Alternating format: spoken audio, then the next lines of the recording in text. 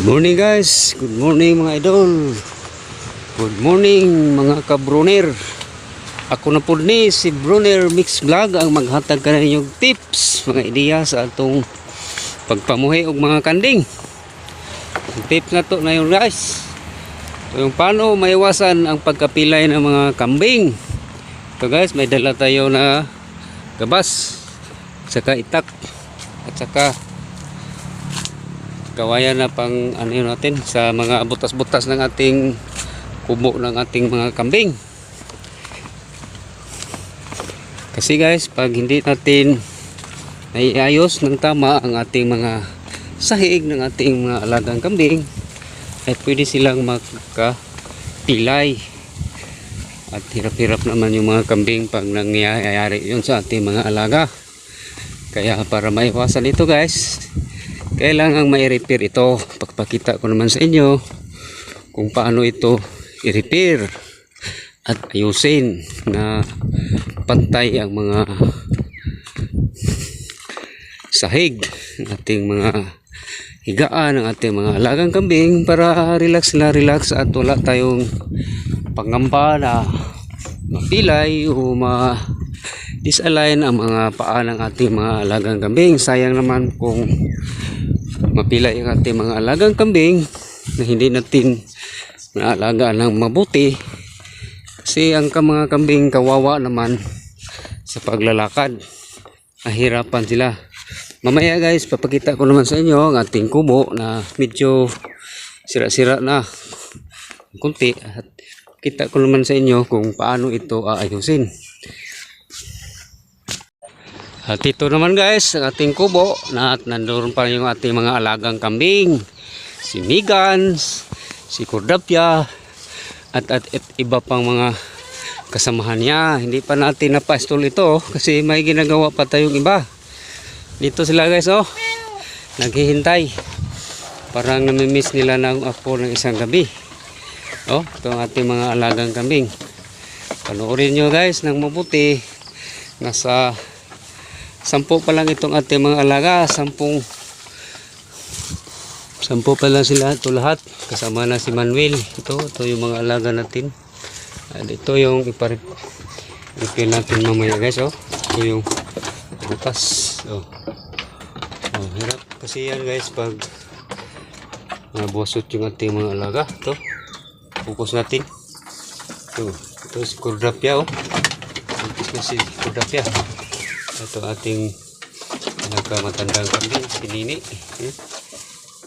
Lapit na itong kita ko lang sa mamaya guys. Ito naman guys ang ating mga alaga, nabibigyan ko na sila ng kunting pagkain, yung ipil-ipil. Ito guys, oh, kain na si Ikay. At ito yung iba, kain na rin. Bigyan sila ng kakunting pampalasa ng sa umaga para gaganahan silang kumakain. Ito yung ginagawa namin guys sa tuwing nagpapastol kami sa umaga. At ito guys yung gamit natin sa pang-repair ng mga mamaya. Kawayan yung natin, at saka may ibang gamit doon na ano, yung kahoy na niyog. Oh, ito po di Migan at saka si Nini. Nabibigyan ko na rin sila lahat ng pagkain. Ito, kumakain na rin sila ng pakunti-kunti. Ito, para gaganahan sila sa araw-araw nila kinakain. Kailangan bigyan sila ng kunting ibang klaseng pagkain. At ito na guys yung i-repair natin. Ito, mga butas-butas na. Panoorin nyo guys. Ito, butas-butas na yung sahig ng ating kubo ng alagang kambing. Hirap naman ito pag hinahayaan na natin guys na nasira. Ito pa yung malaking butas. Ito yung dahilan na mapilay ang ating mga alagang kambing. Kaya sayang naman kung hindi natin repair o ayusin. Ito naman yung ibang kwarto ito ni Megan. Dito si Megan natutulog, oh. Butas na rin. Ito. Pinan ko lang ito ng plywood. So, at saka hindi pa tayo nakapag walis. Nandito pa yung mga dumi ng ating mga alagang kambing. Kasi maaga pa ngayon. Sobrang aga pa. At papakita ko naman sa inyo mamaya, guys, na nang matapos na ito. At ito, guys, natapos na nating matakpan itong butas kanina. Oh, wala na. Hindi na tayo mangamba na mapilay ng ating mga alagang kambing. Ito ang dapat natin at tamang gawin, guys.